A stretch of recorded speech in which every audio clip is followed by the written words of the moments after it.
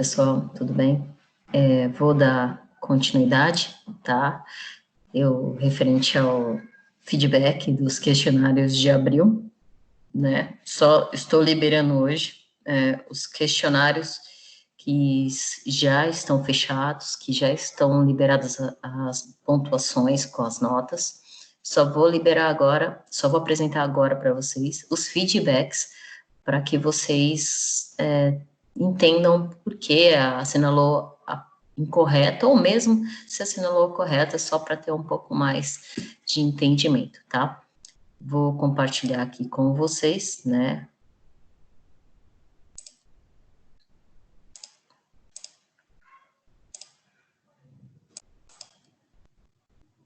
Os slides, tá? É da disciplina de administração de produção, tá? E aí eu vou falar por semana, né? E falar cada questão. Sabe que cada semana nós temos questionários de 5 questões, né? Que foram aplicados referente ao conteúdo, tá? Eu vou começar aqui com a semana do 6 de abril a 10 de abril, tá? Iniciando com a pergunta: o plano de ação serve para, né? Aí você teria que escolher uma questão, né? Entre A, B, C, D e E. Sendo que a correta seria registrar as ações a serem implantadas, definindo os prazos, os responsáveis, os custos de implementação das ações corretivas ou de melhoria, além de definir por que e como a ação deve ser implantada. Acho que vocês tiveram até um desafio, né? Que deveria montar, né, um plano de ação dessa forma, né? O plano de ação é um formulário que tem o objetivo de registrar as ações que devem ser implementadas para a correção dos problemas de qualidade, tá? Então, as outras alternativas, se vocês forem ver, né, estão incorretas ou incompletas, tá? E a mais completa seria a alternativa A.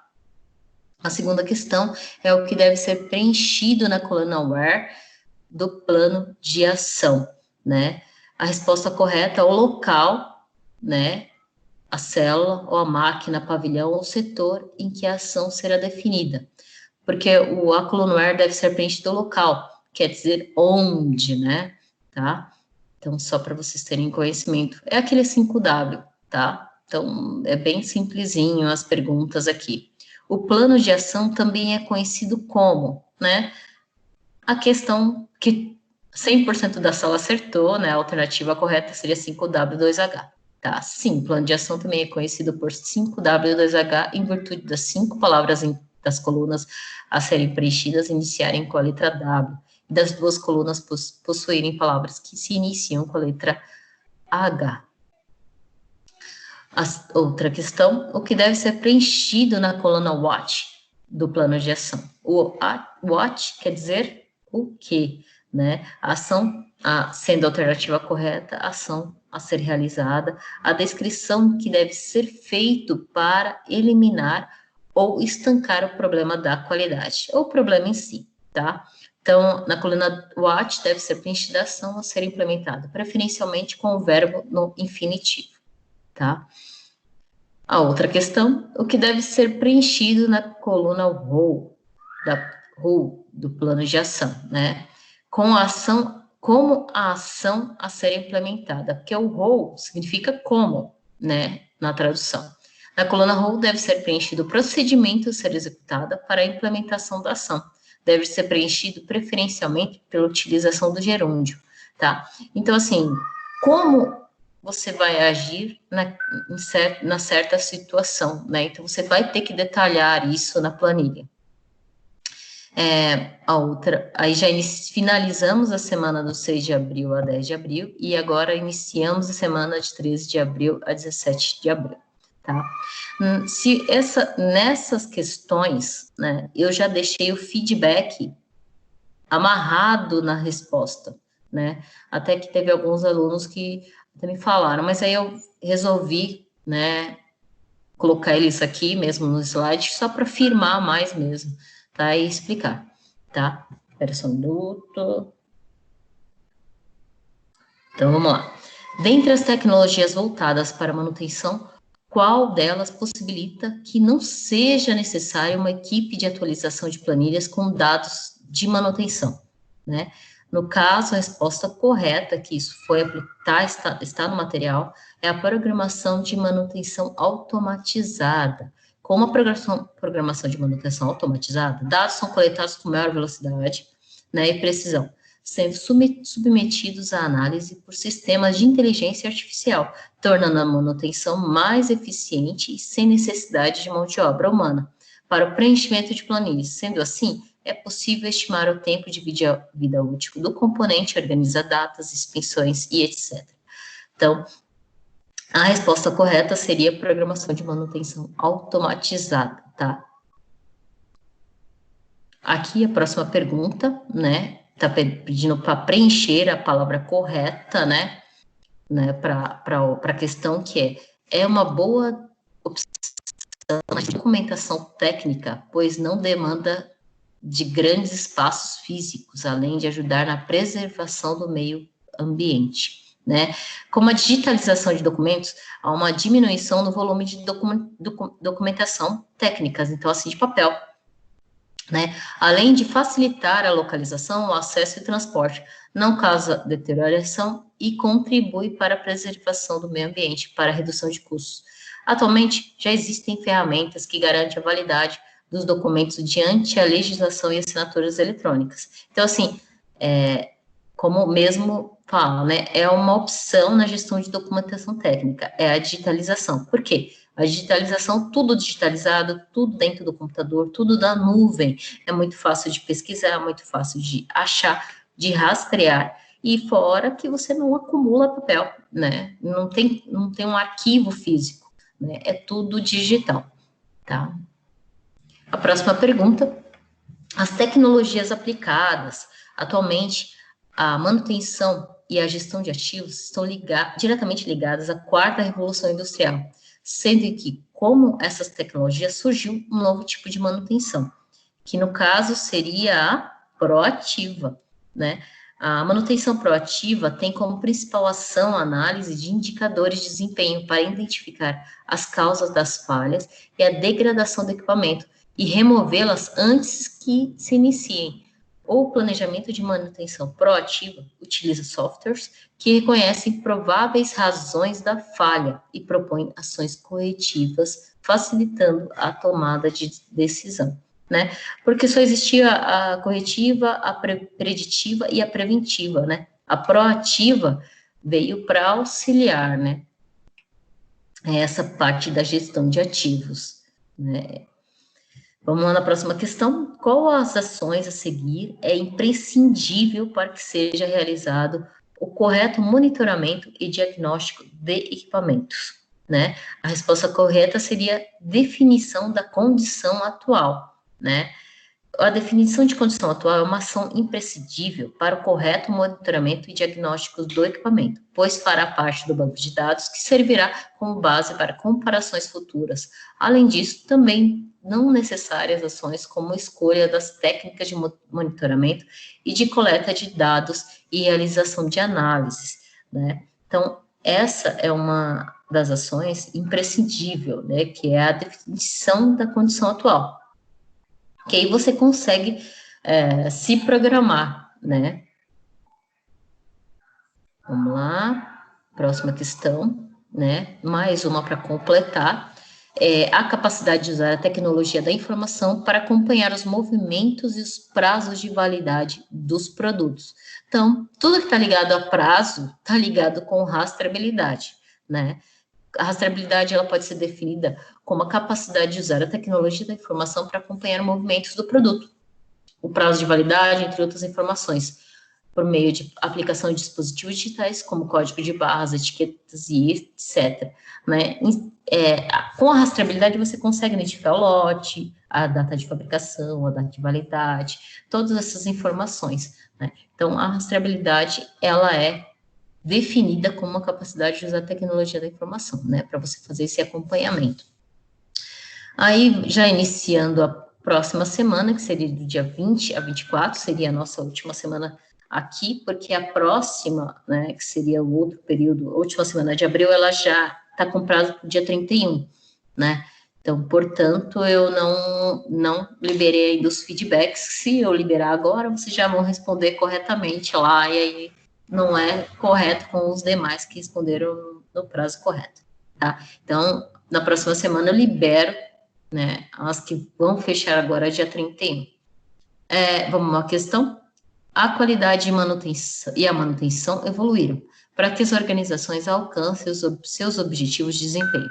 Nesse sentido, as práticas de manutenção são tendências pelas indústrias, como a resposta correta é a tendência de manutenção, que está relacionada à aplicação de engenharia de manutenção e consiste em identificar e aplicar práticas modernas que fazem benchmarks, né, e caminhar na direção de melhorias. Né? O benchmark, vocês sabem, né, que é você fazer a comparação, né, de outras empresas, né, de outras metodologias, né? Então, essa seria a resposta correta.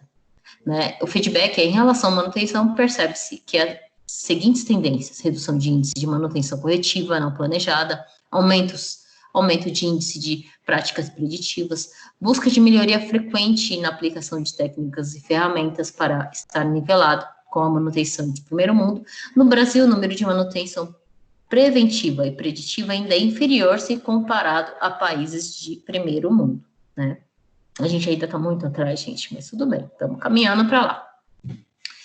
Em relação aos tipos de manutenção, assinale a alternativa correta, né? A manutenção preditiva é o monitoramento de um ou mais parâmetros de um ativo, né?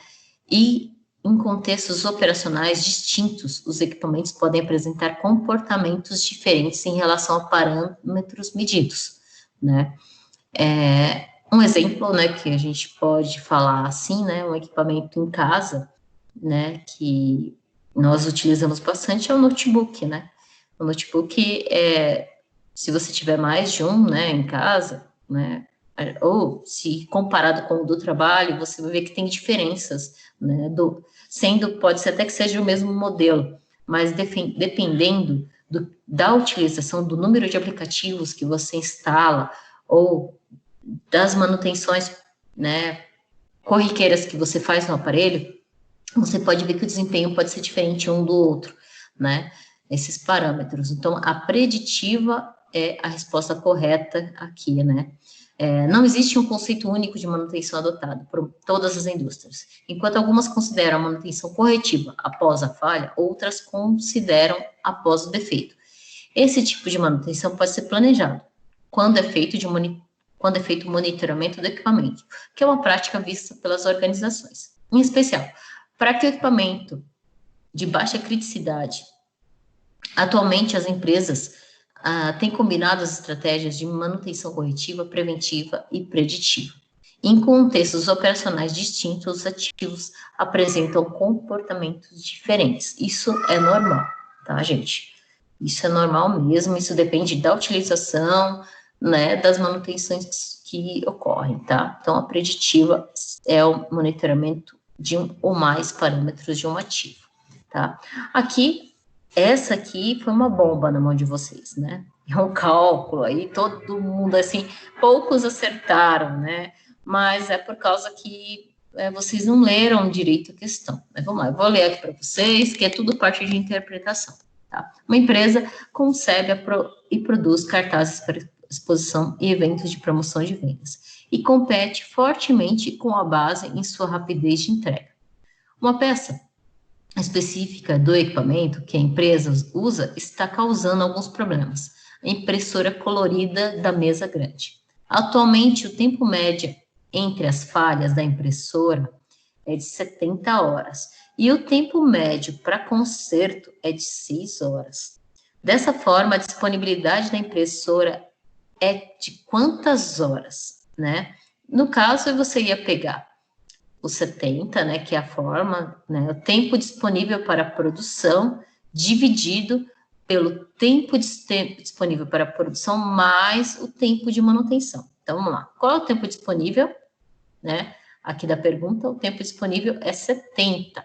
Aí, você vai pegar 70 dividido pelo tempo disponível, de novo, que é 70, mais o tempo de manutenção, que é o tempo médio aqui, que é de 6 horas, né? Fazendo esse cálculo, vai dar 0,92. Então, é 92% de disponibilidade que a impressora tem, tá? Então, a resposta correta é a B. Eu deixei a fórmula aqui, né? E depois vocês dão uma olhada como é que vocês fizeram aí o cálculo, né? Para poder ver o que vocês erraram aí, tá? Aqui nós temos mais duas questões, tá? Que aí, no caso, a gente fala de confiabilidade, né? Considere as afirmações a seguir, né? Coloquei aqui 3 alternativas, sendo que só uma delas está correta, tá? No caso, seria a segunda, mas eu vou ler aqui para vocês. A confiabilidade está relacionada à facilidade de reparar um item e ativá-lo para operação? Não está correto, tá? Confiabilidade é uma probabilidade, mas vamos lá. O tempo médio entre as falhas de um equipamento é a relação entre o tempo de um bom funcionamento do equipamento e o número de falhas? Sim, né? Ou o número de intervalos observados em determinado período? Sim, o tempo médio entre as falhas de um equipamento está relacionado ao bom funcionamento como as falhas. A gente viu lá na última questão, né? Isso também está no conteúdo. Quanto maior o tempo médio de reparo de um equipamento e quanto menor o tempo médio entre falhas, é maior a sua disponibilidade? Está errado, né? Não está correto, né? A resposta correta é a A, que é só a segunda que está correta, porque confiabilidade é a probabilidade de um item desempenhar suas funções quando requeridas. O tempo médio entre falhas é a divisão do somatório do tempo de bom funcionamento de equipamento com o número de falhas, que é igual ao número de intervalos observados. A disponibilidade de um equipamento aumenta se o tempo médio entre as falhas aumentar e o tempo médio de reparo reduzir, né? Então, esta é o feedback referente a essa questão, só para vocês entenderem cada ponto aqui, tá bom? E a última questão, né, em relação aos programas de treinamento, assinale a alternativa correta. A correta seria que a certificação do Programa Nacional de Controle de Qualidade, que é o PNQC, objetiva principalmente formar o nível de conhecimento dos profissionais de manutenção em diversas áreas, tá? Então, o que está relacionado ao programa de treinamento, somente essa está correta, né? Aí aqui no feedback eu coloquei, né, que o Programa Nacional de Controle de Qualidade informa o nível de conhecimento dos profissionais. As carências de capacitação do setor de manutenção podem ser identificadas por meio de alguns indicadores, como resserviço, taxa de falhas, tempo médio de reparo e quando utilizada a distribuição de Reibu. O beta menor que 1 pode identificar deficiência em capacitação do setor. Geralmente, o setor de recursos humanos contrata os treinamentos indicados pelo setor de manutenção. No Brasil, o investimento em treinamento de manutenção é menor, se comparado aos países de primeiro mundo, né? Isso aí também porque isso é relacionado está relacionado, né, é que aqui no Brasil as empresas não investem muito nessa parte, né? Depende do tamanho da empresa, né? Empresas grandes, multinacionais, já têm essa filosofia, essa cultura, né, que vem de fora. Já as empresas menores e médio porte, elas não têm essa cultura, né? Infelizmente, né, não é muito valorizado, até porque esses treinamentos são muito caros. Mas, assim, se você for ver o investimento num treinamento do seu colaborador, você está fazendo com que a sua empresa vai ter uma melhor produtividade, porque aquele colaborador vai ter uma outra visão, né, um todo. E assim, auxilia, né, auxilia a empresa nesse quesito, né. Então, encerro aqui mais um feedback aí dos questionários, espero ter auxiliado. Se vocês tiverem dúvida referente às questões, quiserem maior aprofundamento de alguma questão que não ficou muito claro, eu peço que vocês me mandem, né, no chat ou no Hangouts, e aí eu faço um feedback voltado mais para aquela dúvida específica, tá bom? Então, gente, espero ter ajudado aí, fiquem com Deus, até o próximo feedback.